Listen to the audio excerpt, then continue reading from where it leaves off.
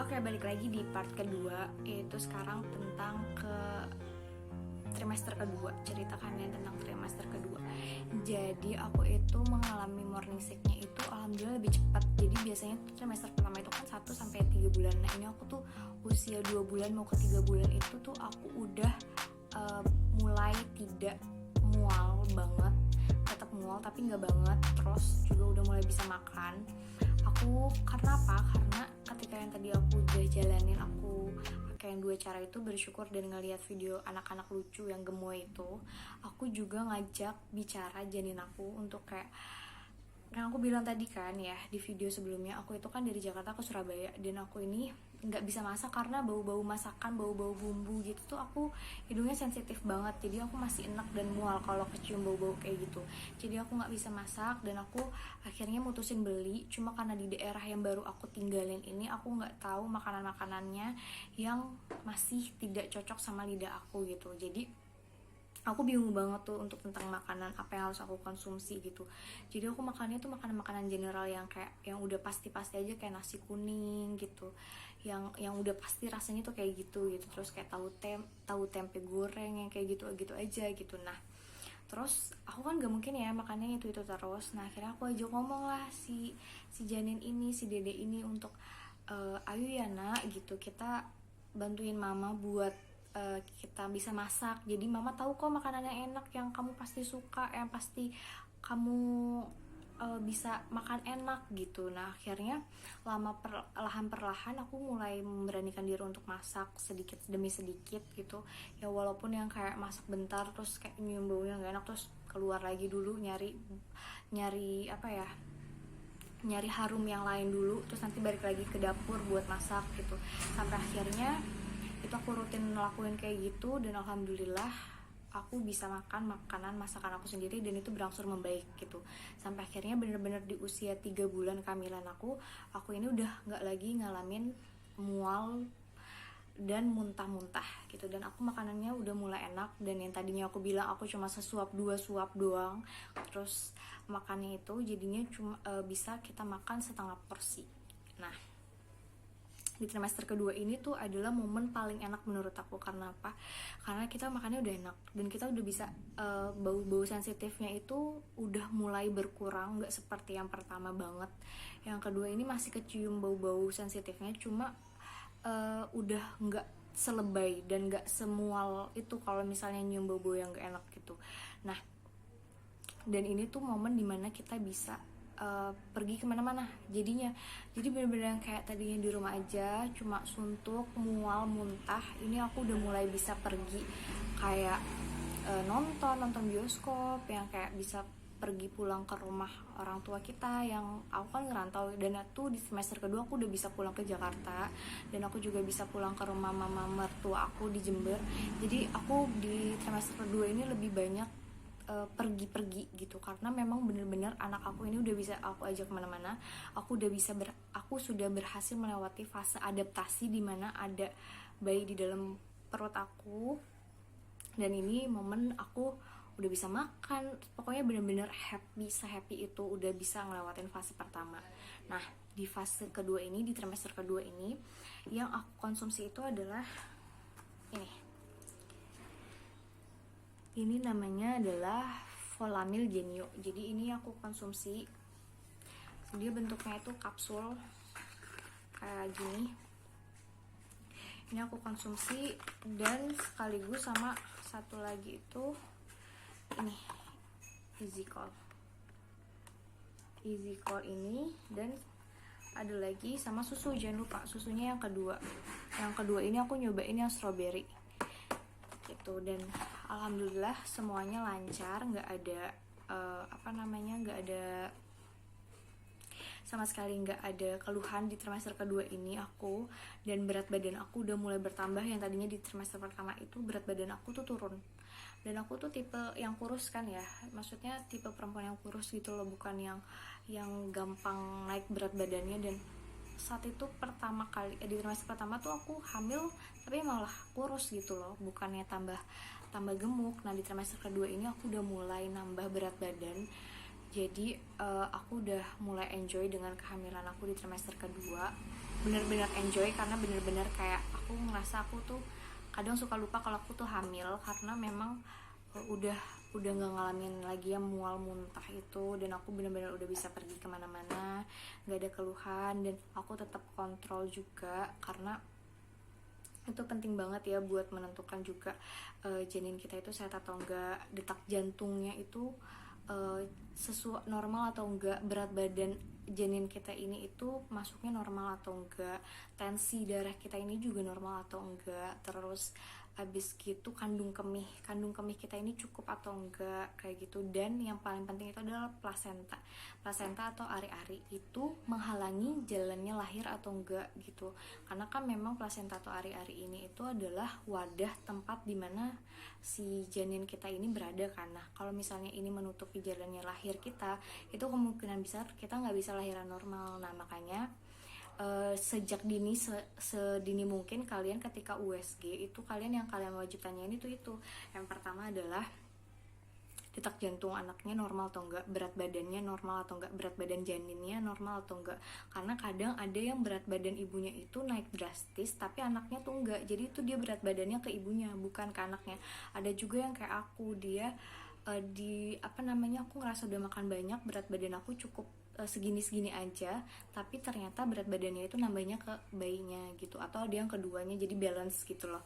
Itu kalian wajib tanyain. Terus yang ketiga adalah kadar kandung kemih yang ada di dalam si perut ini, di dalam si dede ini tuh cukup atau enggak. Terus plasenta atau ari-ari ini menutupi jalan lahirnya anak ini atau enggak gitu. Dan ketika trimester kedua ini itu sudah mulai terlihat organ-organ dari si dedeknya, jadi kayak mata, tangan dua, kaki, bibir, semuanya tuh kalian tanyain secara detail, kayak bibirnya itu sumbing atau enggak, kakinya lengkap enggak dua, tangannya dua, kuping, terus kayak jantungnya, semuanya tuh kalian tanyain secara detail karena di trimester kedua itu semua sudah mulai kelihatan, dan detak jantungnya itu udah mulai kenceng banget gitu. Jadi kalian benar-benar akan rasain se-excited itu dan kayak merasa bersyukur kalian sudah melewati fase-fase yang kemarin sempat nggak enak itu, yang bikin kalian moodnya nggak enak itu, yang muntah, mual dan lain sebagainya, itu terbayarkan ketika kalian USG, pas kalian lihat dan kalian dengar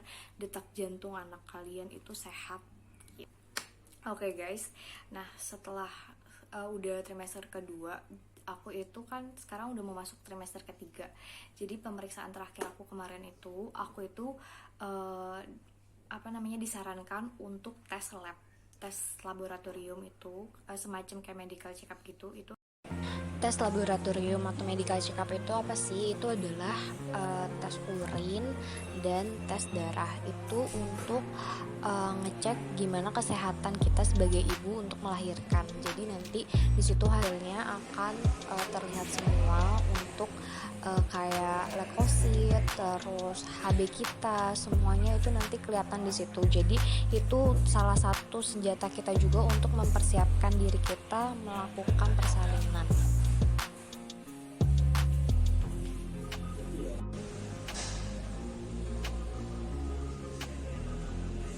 Oke, ini adalah hasil dari tes lab aku, semuanya bagus, dan memang kita nggak bisa ngelihat nilai rujukan seperti yang normal biasanya karena memang kita dalam keadaan khusus yang sedang mengandung, tapi semuanya bagus. Dan aku cuma ada catatan untuk harus perbanyak minum air putih dan nggak boleh nahan pipis guys. Kalau misalnya di puskesmas itu kalian tuh dapat ini, namanya buku KIA. Jadi buku KIA ini tuh adalah buku yang wajib dimilikin. Jadi dia kayak bolak-balik gitu. Ini ketika kalian mengandung, terus sama ini nanti sampai ini usia anak kalian usia 4 tahun atau 5 tahun gitu kalau nggak salah. Jadi ini adalah buku wajib. Ini tuh adalah perkembangan kalian selama kalian hamil. Jadi wajib banget setiap bulan kalian itu untuk kontrol kehamilan kalian. Untuk apa sih? Cukup untuk kayak tahu berat badan kalian, terus tensi, itu sangat penting karena kita jadi ketika proses nanti lahiran tuh kita kelihatan tracing gitu, perkembangan kita tuh dari bulan pertama sampai nanti 9 bulan itu bagus atau enggak, kayak gitu. Nah Di sini juga banyak banget tips and tricksnya untuk melewati berbagai persalinan kayak gitu. Nah, terus juga kalian tuh dapat ini sih kalau dari puskesmas ini itu wajib banget ditempel, diisi, terus nanti ditempel di depan pintu kalian. Supaya apa? Supaya tim dari kayak posyandu gitu-gitu dan kayak organisasi yang ada di rumah itu tahu kalau kalian tuh adalah ibu hamil yang sewaktu-waktu membutuhkan pertolongan gitu. Kalau misalnya kalian dalam keadaan yang harus ke rumah sakit atau ke puskesmas gitu. Terus ini juga ada beberapa contoh foto. Kalau aku kemarin periksa ini yang USG ya, ini dari yang pertama sampai yang terakhir ini semuanya, biar ketahuan juga perkembangan bayi aku tuh kayak gimana. Terus yang aku konsumsi di trimester ketiga ini, posisi awal masuk ke trimester ketiga ini, yang pertama ini aku tetap masih konsumsi EasyCol ini. Terus yang kedua aku konsumsi Vitamam, tapi Vitamamnya yang ketiga ini. Terus sama yang terakhir itu adalah ini, Lacta for Mother ini. Dan aku konsumsi ini di usia aku yang 7 bulan kehamilan aku tuh bener-bener ngerasain ASI aku tuh udah keluar. Tapi walaupun itu masih dikit banget, cuma kayak tetes aja gitu, tapi warnanya bening, itu tuh udah keluar. Dan aku kayak pertamanya shock banget, kayak ini apaan nih, sumpah gitu. Terus pas aku lihat ternyata memang salah satu obat ini memang untuk nutrisi atau membooster ASI supaya kita bisa ASInya keluar gitu lancar. Dan alhamdulillah ASI aku udah keluar. Jadi gimana caranya aku tahu ASI aku udah keluar? Aku tuh bukan yang rembes yang kayak orang-orang itu, enggak. Jadi kita itu wajib banget ngebersihin area puting kita yang sudah makin membesar perut kita. Karena apa? Karena kalau misalnya itu tersumbat, itu akan membuat infeksi. Jadi ketika aku ngebersihin itu, aku baru tahu ternyata ASI aku tuh udah mulai keluar. Jadi aku makin sering-sering untuk ngebersihin puting. Nah, tips lainnya adalah ketika kalian udah mulai trimester kedua, itu akan lihat perubahan di tubuh kalian, kayak mulai kayak area lipatan-lipatan tuh menghitam kayak gitu. Terus perut tuh kayak suka ada garis-garis. Nah, itu beda-beda ya. Ada yang di perut, ada yang di paha, ada yang di bokong, ada yang di ketiak juga, ada yang di leher gitu. Nah, itu macem-macem. Nah, caranya untuk meminimalisir itu semua adalah kalian ketika dari trimester pertama tuh kalian tahu kalian hamil, kalian tuh pakai oil kayak baby oil. Jadi semuanya dipakein. Jadi perut, terus habis gitu payudara juga, terus kayak belakang nih area punggung, terus paha, semuanya dikasih karena itu untuk meminimalisir adanya perubahan fisik. Oke, dan di trimester ketiga ini tuh kalian mulai akan ngerasain capek banget karena perutnya makin besar. Jadi ibaratnya nih kayak kita duduk tegak kayak gini nih, itu sakitnya apa? Sakitnya tuh di punggung, karena punggung kalian ini menopang perut kalian yang besar. Nah, tapi kalau misalnya kalian duduknya kayak gini, kayak santai gini, kayak enggak tegap gitu, itu sakitnya di mana? Di sini, di ulu hati. Karena apa? Karena bayi kalian tuh makin besar dan itu membuat tempat ulu hati dan jantung kalian, yang aku mohon maaf kurang tahu, tapi ini membuat kita tuh makin sesek gitu. Jadi yang paling enak tuh sebenarnya ya kayak gini, tegap. Nah, tapi yang diserang adalah ini belakangnya, punggungnya. Jadi benar-benar udah mulai ngerasain capek lagi. Jadi ibaratnya dari trimester kedua tadi kita udah lumayan lebih enak, bisa enjoy. Nah, trimester ketiga ini kita harus ekstra kuat lagi untuk bisa ngejalaninnya ini tuh lebih strong lagi gitu, karena bayinya juga makin besar, perutnya makin besar, berat badan kita juga makin besar, banyak perubahan fisik di tubuh kita juga, tidur juga udah mulai makin gak enak karena kanan kiri telentang itu tuh udah gak enak banget, posisinya susah. Dan saran aku itu kalian pakai bantal depan belakang. Jadi ketika kalian miring kanan tuh belakangnya tuh ada yang nopang belakangnya buat punggungnya, dan perutnya juga kasih bantalan gitu supaya enak. Dan aku juga ngalamin dimana trimester ketiga ini itu aku nggak bisa tidur karena apa ya, kayak posisinya tuh nggak enak aja gitu buat tidur gitu. Dan kadang dedenya tuh malah gerak-gerak terus. Nah ketika kalian udah mulai nemuin posisi yang enak dan udah mulai mau tidur, tiba-tiba kalian kebelet pipis, itu tuh nggak enak banget. Jadi kalian mau nggak mau harus pipis, terus buat nemuin posisi yang enak lagi tuh susah lagi. Nah tips dari aku di trimester ketiga ini adalah kalian usahain itu kalau misalnya emang mau tidur tuh pas siangnya tuh jangan lama. Jadi kayak misalnya batas terakhir itu kayak jam 1 atau jam 2 tuh udah bangun gitu. Jangan sampai tidur di jam 3, jam 4, jam 5 atau jam pokoknya sore-sore tuh jangan tidur, karena ketika kalian tidur sore itu nanti kalian nggak bisa tidur lagi malamnya. Jadi tidurnya tuh batas, kalau menurut aku ya, ini pengalaman aku tuh batas terakhir tuh jam 1 atau jam 2 siang. Nah terus pas malamnya itu kalau bisa tuh kalian capeknya itu kayak kalian capek jalan kaki, muter jalan kaki ya, cuma depan belakang rumah aja, atau sekedar kayak olahraga ringan yang buat kalian tuh lebih capek gitu dari biasanya, atau enggak duduk kayak gitu. Jadi nanti ketika kalian udah capek, ketika kalian tidur tuh kalian akan lebih mudah untuk istirahat gitu. Nah di situ adalah tips yang aku kasih, dan itu adalah ampuh sih, dan itu ampuh banget buat aku. Jadi aku benar-benar ngerasa udah capek, kena bantal tidur, walaupun posisinya juga nggak terlalu bisa kayak senyaman dulu ya sebelum hamil gitu, tapi itu bekerja. Menurut aku itu cara yang tepat buat aku bisa tidur. Jadi aku udah berkurang lah yang nggak bisa tidurnya itu gitu.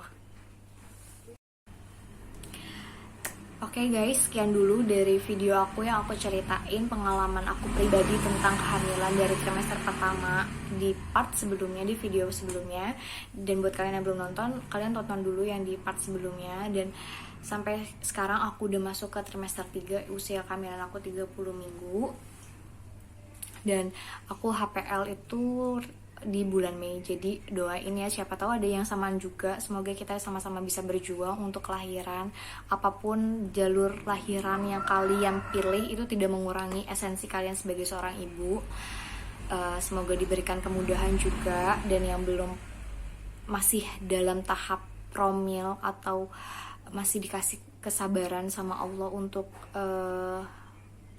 disuruh pacaran terus dulu, untuk nunggu momongan, semoga disegerakan, semoga nular, semoga kita semua dalam perlindungan Allah SWT, dalam kesehatan gitu dulu. Semoga ini sharingnya bisa bermanfaat buat kalian semua, dan semoga video ini bisa menginspirasi kalian semua.